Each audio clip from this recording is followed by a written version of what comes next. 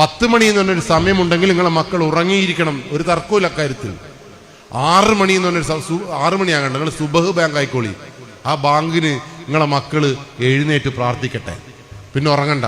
ഇതെന്തിനാ പറഞ്ഞതെന്നറിയോ? നിങ്ങൾ ഈ MDMA ഉപയോഗിച്ചാൽ, LSD ഉപയോഗിച്ചാൽ നമ്മളെ മക്കള് 48 മണിക്കൂർ ഉറങ്ങൂല.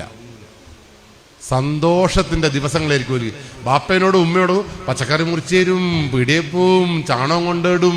ഇതുപോലെ നിങ്ങൾക്ക് തങ്കു അങ്ങനെ പെട്ടെന്ന് ചാണകമെല്ലാം കൊണ്ടുവരുന്നുണ്ട്, തൂട്ടിച്ചോളി. എന്തോ തകരാറതിനുണ്ട് എന്ന് മനസ്സിലാക്കണം നിങ്ങൾ. അതുകൊണ്ടാണ് പറഞ്ഞത് സന്ധ്യാസമയത്ത് വീട്ടിലെത്തിക്കണം. ഇത് ഉപയോഗിച്ച ചങ്ങായിക്ക് 10 മണിക്ക് ഉറങ്ങാൻ പറ്റുമോ? ഇല്ല. രാവിലെ എണീക്കാൻ പറ്റുമോ? ഇല്ല. ഇത് മനസ്സിലാക്കാനുള്ള പ്രാപ്തി വേണ്ടത്, വിവേകം വേണ്ടത് രക്ഷാകർത്താക്കൾക്കാണ്. രണ്ടാമത്തെ കാര്യം, ഈറ്റകൾ ഉറങ്ങുന്ന ശ്രദ്ധിക്കുക. കൃമി ഉറങ്ങുന്ന പോലെ ഈറ്റകൾ ഉറങ്ങും, എസ് പോലെ ഇങ്ങനെ പൊളച്ചിടും.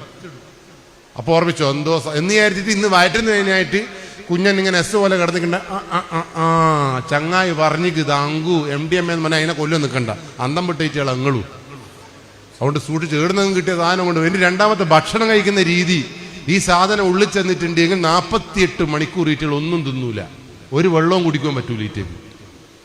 ഇത് കഴിയുന്ന ഇതിന്റെ ഹാങ് ഓവർ കഴിയുന്നതിനനുസരിച്ച് അന്തർദാഹമായിരിക്കും ഈറ്റക്ക്. വെള്ളോന്ന് വെള്ളം കുടിക്കും, ഒടുക്കാത്ത തീറ്റയായിരിക്കും. ഈ തീറ്റയുടെ രീതി നോക്കിയാലും നിങ്ങൾക്ക് മനസ്സിലാവും. പറഞ്ഞ മനസ്സിലായില്ലേ? ഇനി ഏറ്റവും പ്രധാനപ്പെട്ട ഒരു കാര്യങ്ങൾ ചെയ്യേണ്ടതെന്ന് അറിയോ? ഈറ്റകൾ സ്കൂൾ വിട്ട് വീട്ടിലേക്ക് വരുമ്പോ വരാന്തയിലാണ് നൊപ്പിക്കണം ഈറ്റകള. എന്നിട്ട് ആ കുട്ടീനെ മദ്രസ പഠനം തൊട്ട് 18 വയസ്സ് വരെയുള്ള കുട്ടികളെ ആടെ നൊപ്പിച്ചിട്ട് ഈറ്റകൾ വീട്ടിലേക്ക് കയറി വരുമ്പോ നിങ്ങൾ ഈറ്റകളെ കെട്ടിപ്പിടിക്കണം. കെട്ടിപ്പിടിച്ചിട്ട് ഒരു 5-6 ഉമ്മ അങ്ങ് കൊടുത്തേക്കണം. ഉമ്മ ഉമ്മ ഉമ്മ ഉമ്മ, ഇങ്ങനൊരു ഉമ്മ. എന്തിനായി ഉമ്മ? പറഞ്ഞോളി. നിങ്ങൾ കൊടുത്തേക്കൊന്നുമില്ല ഇതുവരെ. അതിന് അങ്ങോട്ടല്ല കോന്തപ്പം കൊടുത്തിട്ട് ഈറ്റകൾ അങ്ങ് കൂട്ടിക്കൊണ്ടുവന്നത്. ഇതെന്തിനാ കൊടുക്കുന്നതെന്നറിയോ? നിങ്ങളെ മക്കളുടെ വായയിൽ നിന്ന് ഏതെങ്കിലും ബബിൾഗത്തിന്റെ മണം വരുന്നുണ്ടോ നിങ്ങൾ അറിയണം.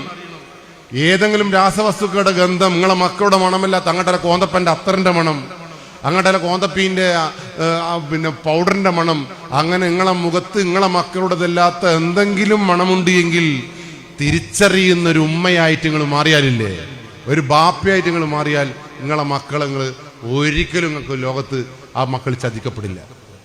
നിങ്ങളെ മക്കൾ പറയണം, എൻ്റെ മോനെ ഇതൊന്നും തിന്നിട്ടങ്ങ് പോയിക്കൂടെ, അതിൻ്റെ ഒരു പിടുത്തുണ്ട്, പിടുത്തത്തിൽ തിരിഞ്ഞാലില്ലേ തീർന്ന് കഥ. അതാണ് പേടി, അതാണ് ഭയം. ആ ഭയമാണ് നമ്മളെ ജീവിതത്തിലേക്ക് തിരിച്ചു കൊണ്ടുവന്നത്. ശരിയാണോ തെറ്റാണോ? അല്ലാണ്ട് എൻ്റെ തങ്കു എന്നെ പറ്റിക്കൂല, ആ ഇറച്ചീൻ്റെ നടുക്കഷ്ണെല്ലാം ഞാൻ ഓനാ കൊടുത്തതെന്ന് പറഞ്ഞു ഉദ്ധരിക്കൊന്നും വേണ്ട. ഈറ്റകൾ നമ്മളെ പറ്റിക്കും, ഈറ്റകൾ തിന്നുകയും ചെയ്യും. പറഞ്ഞ മനസ്സിലായല്ലോ? രണ്ടാമത്തെ ഏറ്റവും പ്രധാനപ്പെട്ട കാര്യം, സ്കൂളിൽ നിന്ന് വരുന്ന ബാഗ് അന്നേരം തന്നെ മുട്ടിയിട്ട് എല്ലാം പുറത്തിട്ടിട്ട് എല്ലാം ഒന്നും കൂടി ഉള്ളിലിടുക. നിങ്ങൾ കൊടുക്കാത്ത മുട്ടായി, നിങ്ങൾ കൊടുക്കാത്ത എന്തെങ്കിലും സമ്മാനം, എന്തെങ്കിലും പെൻസിൽ, എന്തെങ്കിലും കോമ്പസ്, എന്തെങ്കിലും കട്ടർ, എന്തെങ്കിലും ഒരു സാധനം അതിൻ്റെ ഉള്ളിൽ ഉണ്ട് എങ്കിൽ ചോദ്യം ചെയ്യണം. ഇത് മാത്രം നിങ്ങൾ ചെയ്യണ്ടു. എൻ്റെ 92 വയസ്സുള്ള എൻ്റെ അമ്മക്കാണ് ഈ 2 ഡ്യൂട്ടിയും.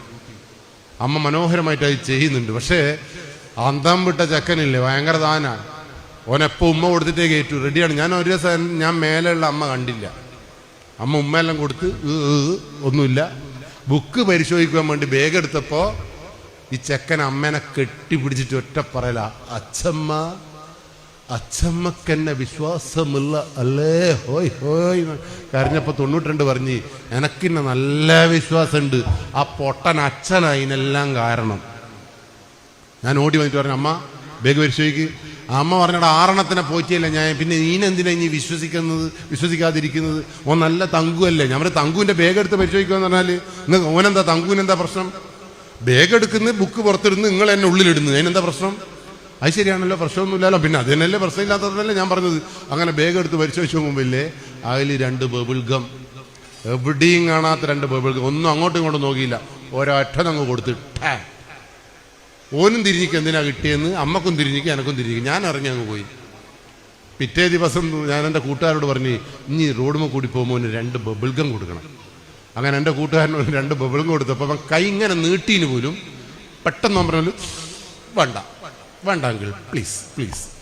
എന്താ അതിൻ്റെ അർത്ഥം? എന്താ, കിട്ടേണ്ട സാധനം അങ്ങ് കിട്ടിയപ്പോൾ ഒന്ന് ഈ ബബിൾഗം കാണുമ്പോൾ ഇത് ഓർമ്മ വന്നു. അതാ പോലും ഇങ്ങനെ ഒരാക്കൽ. പക്ഷെ എൻ്റെ ഭാര്യയ്ക്കൊരു തകരാറെന്താണെന്നറിയോ? ഭാര്യ എന്തിനാ കുട്ടീനെ അടിക്കുന്നതെന്ന് ഭാര്യയ്ക്ക് ഇതുവരെ തിരിഞ്ഞിക്കില്ല. എന്തിനല്ലോ അടിക്കും, എന്നോടുള്ള ദേഷ്യവും അങ്ങോട്ടല്ലോ ഓള് സാരി വാങ്ങിയാലല്ലോ എൻ്റെ മോക്ക അടി. ഞാൻ മോളോട് ചോദിക്കാറുണ്ട് ഇപ്പം എന്തിനാ കിട്ടിയേ? അതുകൊണ്ട് തന്നെയാണ് മക്കൾ തലതിരിഞ്ഞു പോകുന്നത്. അടിക്കരുത് എന്നാണ് എൻ്റെ ആഗ്രഹം. അടിക്കുന്നുണ്ടെങ്കിൽ ന്യായവാദങ്ങളോടുകൂടി ഒന്നും പറയാണ്ട് കിട്ടണമായിട്ട്. അതുകൊണ്ട് സൂക്ഷിക്കണം. അപ്പം നമുക്ക് ഈ ലോകത്ത് മൊബൈൽ ഫോണും ഒരു ഭയങ്കര ലഹരിയാണ്. നിങ്ങളെ മക്കൾക്ക് എന്തെങ്കിലും പെരാന്തുണ്ടോ എന്ന് നോക്കണമെങ്കിൽ നിങ്ങൾ ആദ്യം ശ്രദ്ധിക്കേണ്ടുന്ന കാര്യം, മക്കൾ മൊബൈൽ ഫോണും കൊണ്ട് ബെഡ്റൂമിലേക്ക് പോയിട്ട് വെറുതെ ഇരിക്കുന്നുണ്ടോ എന്ന് നോക്കുക. അതാണ് ഈ ഭ്രാന്തിൻ്റെ ഒന്നാമത്തെ ലക്ഷണം. 2 മക്കളുടെ കയ്യിൽ നിന്ന് വാട്സപ്പ് മൊബൈൽ ഫോൺ പിടിച്ചേറ്റ് ഓടും. മക്കൾ ഒരു ഭ്രാന്തീനെ പോലെ പുറകെ ഓടി വരുന്നുണ്ടെങ്കിൽ അതിന് മൂത്ത പെരാന്താണ്. ബാപ്പക്ക് വരാന്നുണ്ടോ നോക്കിക്കോളി. ഫോൺ കീശയിൽ വെച്ചിട്ട് ഇങ്ങനെ ഇരിക്കുമ്പോൾ ബാപ്പ ഇടക്കിടക്ക് ഇങ്ങനെ എടുത്തു നോക്കുക. മിസ് കോൾ വന്നോ? ഇല്ല. മെസ്സേജ് വന്നോ? ഇല്ല. എന്തെങ്കിലും വന്നോ? ഇല്ല. ഇതെന്താ ഒന്നും വരാത്തേന്ന് ചോദിച്ചിട്ട് റീസ്റ്റാർട്ട് ചെയ്യുന്ന കുലുക്കുന്ന ഫ്ലൈറ്റ് മോഡിലിട്ട് ഓണാക്കുന്നുണ്ടെങ്കിൽ ബാപ്പക്കും പെരാന്താണ്. സ്റ്റാറ്റസ് ഇങ്ങനെ ഇട്ടിട്ട് സ്റ്റാറ്റസ് ഇടക്കിടക്ക് ഇങ്ങനെ നോക്കുക. സ്റ്റാറ്റസ് നോക്കുമ്പോൾ സ്റ്റാറ്റസ് നോക്കിയ ആളിൻ്റെ എണ്ണ ഇങ്ങനെ കൂടുന്നുണ്ട്. അതിനനുസരിച്ച് സന്തോഷം ഇങ്ങനെ ഉണ്ടാകുന്നുണ്ടെങ്കിൽ നിങ്ങൾക്ക് മൂത്ത പെരാന്താണ്. അതുകൊണ്ട് സൂക്ഷിച്ചോ. മക്കളെ ബെഡ്റൂമിലേക്ക് മൊബൈൽ ഫോൺ കൊടുത്ത് വിടരുത്. മൊബൈൽ ഫോൺ വിളിക്കേണ്ട ഉപകരണമാണ്. അത് പൊതുസ്ഥലത്ത് വെച്ച് വിളിക്കട്ടെ, ഉപയോഗിക്കേണ്ടെന്നൊന്നും നിങ്ങൾ പറയണ്ട. അതിനെക്കുറിച്ച് നമുക്ക് വീണ്ടും വേറെ ഏതെങ്കിലും അവസരത്തിൽ ചർച്ച ചെയ്യാം. എൻ്റെ വീട്ടിലൊക്കെ മൊബൈൽ ഫോൺ ബെഡ്റൂമിലേക്ക് കൊണ്ടുപോകാനേ സമ്മതിക്കില്ല. ബെഡ്റൂം ഉറങ്ങേണ്ട സ്ഥലമാണ്, സംസാരിക്കേണ്ട സ്ഥലമാണ്. നമ്മളെല്ലാം ഒന്നിച്ച് തന്നെയാണ് കിടക്കുന്നതും ഒന്നിച്ച് തന്നെയാണ് സംസാരിക്കുന്നതും. നിങ്ങളെ മക്കളോട് നിങ്ങൾ സംസാരിച്ചിട്ടില്ല എങ്കിൽ നിങ്ങളെ മക്കളോട് സംസാരിക്കാൻ വേറെ ആളുണ്ട് എന്നുള്ള ബോധം. നിങ്ങളെ മക്കൾക്ക് നിങ്ങൾ ഉമ്മ കൊടുത്തിട്ടില്ല എങ്കിൽ ആ ഉമ്മ കൊടുക്കാൻ എന്നെ പോലത്തെ കോന്തപ്പന്മാർ റോഡുമ്മലുണ്ട് എന്നുള്ള ബോധം. അപ്പം നിങ്ങളേക്ക് ഇതെല്ലാം എന്നോട് എന്തിനാ പറയുന്നത്? ഞാനെല്ലാം വയസ്സായില്ലേ? വയസ്സായി എന്ന് പറഞ്ഞിട്ടൊന്നും എനിക്ക് മാറി നിൽക്കാൻ പറ്റില്ല. വടകരയിൽ നിന്ന് കഴിഞ്ഞ ദിവസം ഒളിച്ചോടി അമ്മയുടെ പ്രായം 83 വയസ്സ്. കൂട്ടിക്കൊണ്ടുപോയ കോന്തപ്പൻ്റെ പ്രായം 85 വയസ്സ്. ആ പറശ്ശിനി കടവുന്ന കൂട്ടിക്കൊണ്ടുപോകും. അതിന് ശേഷം എനിക്ക് ബേജാറാ. എൻ്റെ അമ്മക്ക് 92. നോക്കുമ്പോൾ അമ്മക്കുണ്ട് എന്തെല്ലോ ഒരു തരികയുടെ ഫോണെല്ലാം വരുമ്പോൾ എന്തെല്ലോ ഒരു കളി എന്തെല്ലാം എന്ന് എനിക്ക് മനസ്സിലായിക്കില്ല.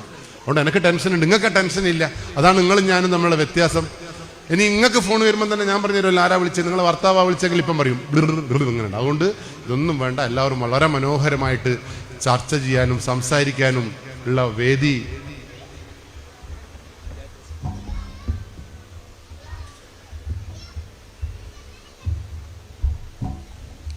നമുക്ക് തന്ന സമയം നമ്മൾ അവസാനിച്ച് നമുക്ക് എന്തായാലും ഇവിടെ നിർത്താം. അപ്പം ഞാൻ തന്ന നമ്പർ ഓർമ്മിക്കണം. നിങ്ങൾ യോദ്ധാക്കളാണ്. ഇന്ന് മുതൽ ആർക്കും യോദ്ധാവിൽ നിന്ന് മാറി നിൽക്കാൻ കഴിയില്ല. നിങ്ങളെ വീട്ടിൽ ഇല്ല എന്നൊന്നും നിങ്ങൾ വിചാരിക്കരുത്. നിങ്ങളെ വീട്ടിൽ ഉണ്ട് സാധനം എന്നുള്ള വിശ്വാസത്തോടു കൂടി മക്കളെ നെഞ്ചോട് ചേർത്ത് പിടിക്കാൻ. ഈറ്റകൾ ഉറങ്ങാത്ത സമയത്ത് ഈറ്റകൾ ഞാൻ പറഞ്ഞില്ല 10 മണിക്ക് ഉറങ്ങൂല എന്ന് പറഞ്ഞില്ലേ? അപ്പോൾ ഈറ്റകൾ പറയുന്ന ഒരു തന്ത്രമുണ്ട്. ഉമ്മ എനിക്ക് പഠിക്കുവാനുണ്ട്, എനിക്ക് നിങ്ങൾ അന്നേരത്ത് തൻ്റെ ഇടമുള്ള ഉമ്മയായിട്ട് പറയണം, ഇപ്പോൾ ഉറങ്ങ്, 4 മണിക്ക് സുബഹിന് എണീറ്റ് പഠിച്ചോളി. അങ്ങനെ മക്കൾക്ക് അപ്പുറത്തേക്ക് വളരാൻ നാട്ടിലുള്ള രക്ഷാകർത്താക്കളെ നിങ്ങൾ മാറണം. നിങ്ങൾ കൊടുത്ത പൈസേൻ്റെ രാവിലത്തെ കണക്ക് വൈകുന്നേരം നിങ്ങൾക്ക് കിട്ടണം. 100 രൂപ കൊടുത്തു നിങ്ങൾ, പക്ഷെ 100 രൂപയുടെ എല്ലാം ചെലവാക്കിയെന്ന് ഉമ്മക്കറിയാനുള്ള അവകാശമുണ്ട്, ബാപ്പക്കറിയാനുള്ള അവകാശമുണ്ട് എന്ന് ബോധ്യപ്പെടുത്തിക്കൊണ്ട് മക്കളോട് ചേർന്ന് നിൽക്കുക. പറഞ്ഞ മനസ്സിലായല്ലോ? ഇനി നിങ്ങളെ മക്കൾക്ക് എന്തെങ്കിലും പ്രശ്നങ്ങൾ ഉണ്ടെങ്കിൽ നിങ്ങളും അഭിമാനമൊന്നും വിചാരിച്ചിട്ട് ഡോക്ടറെ അടുത്തും കൗൺസിലറുടെ അടുത്തൊന്നും പോകാതിരിക്കരുത്. ഞാൻ പറഞ്ഞല്ലോ, ഇതാണ് സ്വഭാവത്തിലുള്ള വൈകൃതി. ഇതാണ് പൈസക്ക് ചോദിക്കുമ്പോൾ കൊടുത്തിട്ടില്ലെങ്കിൽ ഈറ്റകൾ പൊട്ടിത്തെറിക്കുക, അതിനെയും മൃഗീയമായിട്ട് ഉപദ്രവിക്കുക, എല്ലാം എടുത്ത് പൊട്ടിക്കുക, എടുത്ത് ചാടുക, ദേഷ്യം പിടിക്കുക, പരീക്ഷയിൽ ഒന്നുകിൽ നല്ല മാർക്ക് വാങ്ങുക, അല്ലെങ്കിൽ താഴേക്ക് ഇറങ്ങി വരിക, കല്യാണത്തിനും ഇങ്ങനത്തെ പരിപാടിക്കൊന്നും വരാണ്ട് വീട്ടിൽ തന്നെ അടങ്ങി ഒതുങ്ങിയിരിക്കുക, രാത്രി കുറേ സമയം ഉറങ്ങുക, പോത്തിനെ പോലെ രാവിലെ കിടന്ന് ഉറങ്ങുക. അതൊക്കെയാണ് ഇതിൻ്റെ ലക്ഷണം. അങ്ങനെ എന്തെങ്കിലും ഉണ്ട് എങ്കിൽ നിങ്ങൾക്ക് കൗൺസിലർമാരെ കാണണം എന്നാണ് പറയുന്നത്. കൗൺസിലർമാരെ കാണാൻ മടിയുണ്ടെങ്കിൽ പോലീസ് അതിനും ഒരു നമ്പർ തന്നിട്ടുണ്ട്. 94 97 900 200 എന്ന് പറയുന്ന പോലീസിൻ്റെ ചിരി എന്ന് പറയുന്ന നമ്പറിലേക്ക് മക്കളുടെ പ്രശ്നങ്ങളെല്ലാം ചർച്ച ചെയ്യുക. ചിരിയിൽ കേരളത്തിലെ ഏറ്റവും മികച്ച മാനസികാരോഗ്യ വിദഗ്ധരുണ്ട്, ഏറ്റവും മികച്ച കൗൺസിലർമാരുണ്ട്, ഏറ്റവും മികച്ച സൈക്യാട്രിസ്റ്റുകളുണ്ട്. നിങ്ങളെ മക്കളെ എന്ത് ചെയ്യണമെന്ന് ആ നമ്പറിൽ വിളിച്ചാൽ ഒരു പറഞ്ഞു തരും. നമ്പർ ഓർമ്മ ഉണ്ടല്ലോ? 94 97 900 200 99 95 96 6666. ഇനി എന്ത് പ്രശ്നങ്ങളുണ്ടെങ്കിലും 112 എന്ന് പറഞ്ഞ നമ്പറിൽ വിളിക്കുക. ഞാൻ ആ നമ്പറിലാണ് വർക്ക് ചെയ്യുന്നത്. നിങ്ങളെ സഹായത്തിന് പോലീസ് ഓടിയെത്തും. 112 എന്താവശ്യത്തിനും വിളിച്ചോളി. എന്താവശ്യത്തിനും വിളിച്ചോളി എന്ന് പറഞ്ഞാൽ വൈകുന്നേരം ഷവർമ വാങ്ങി തരണമെന്ന് പറഞ്ഞാൽ വിളിച്ചിട്ടുണ്ടെങ്കിൽ നിങ്ങൾക്ക് പിന്നെയും കൊള്ളുന്നത്. നിങ്ങൾ ബാക്കി നിയമവിരുദ്ധ എന്ത് പ്രശ്നങ്ങൾക്കും വിളിച്ചാൽ പോലീസ് എത്തും. സ്ത്രീകൾ നിർഭയം എന്ന് പറയുന്ന പ്ലേ സ്റ്റോറിൽ നിന്നുള്ള ആപ്ലിക്കേഷൻ ഡൗൺലോഡ് ചെയ്യുക. എന്തെങ്കിലും പ്രശ്നങ്ങളുണ്ടെങ്കിൽ ഒന്ന് ഞെക്കിയാൽ പോലീസ് കുതിച്ചെത്തുന്നത് നിങ്ങൾക്ക് അനുഭവത്തിലൂടെ കാണാൻ പറ്റും. ആ പോലീസിനെയാണ് ഭീകരരെന്നും വല്ലാത്ത കള്ളന്മാരെന്നൊക്കെ വിളിച്ചിട്ട് നിങ്ങൾ ആക്ഷേപിക്കുന്നതെങ്കിൽ അത് നിയമത്തോടുള്ള വെല്ലുവിളിയാണ്.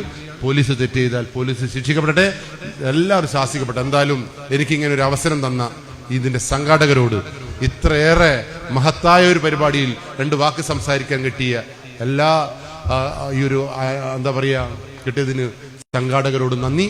അതിനപ്പുറത്തേക്ക് എന്നെ ഇത്ര നേരം ശ്രവിച്ച നട്ടലുണ്ട് എന്ന് ഞാൻ കരുതുന്ന, കണ്ണിലേക്ക് നോക്കിയിരിക്കാൻ കഴിയുന്ന, മക്കളോട് സംസാരിക്കാൻ കഴിയുന്ന, കൂടുമ്പോൾ ഇമ്പമുള്ള കുടുംബത്തിൽ അച്ഛനും ബാപ്പയും ഉമ്മയും മക്കളും ഒന്നിച്ചൊന്നായി ഈ നാടിന്റെ മണ്ണിലൂടെ നടക്കുവാൻ കഴിയുന്ന രക്ഷാകർത്താക്കളായും മക്കളായും മാറാൻ നിങ്ങൾക്ക് കഴിയുമാറാകട്ടെ എന്ന് ആത്മാർത്ഥമായി പ്രാർത്ഥിക്കുന്നു. ഞാൻ നിങ്ങൾക്ക് തന്ന 4 നമ്പർ ഓർമ്മയുണ്ടോ? ആ 4 നമ്പർ നിങ്ങൾക്ക് ഓർമ്മയുണ്ടെങ്കിൽ നിങ്ങൾക്ക് ഒരു പെരാന്തുമില്ല, പ്രണയവും ഇല്ല, ലഹരിയും ഇല്ല, ഒന്നുമില്ല. ആ 4 നമ്പറിൽ പകുതി നമ്പറേ നിങ്ങൾക്ക് ഓർമ്മയുള്ളൂ എങ്കിൽ നിങ്ങൾക്ക് പകുതി പെരാന്താണ്, പകുതി എന്തെല്ലോ ഉണ്ട് താനും. ഇനി ഒരു നമ്പർ ഓർമ്മയില്ല എങ്കിൽ എൻ്റെ കരുനാവായതുകൊണ്ട് ഞാൻ ഒന്നും പറയുന്നില്ല.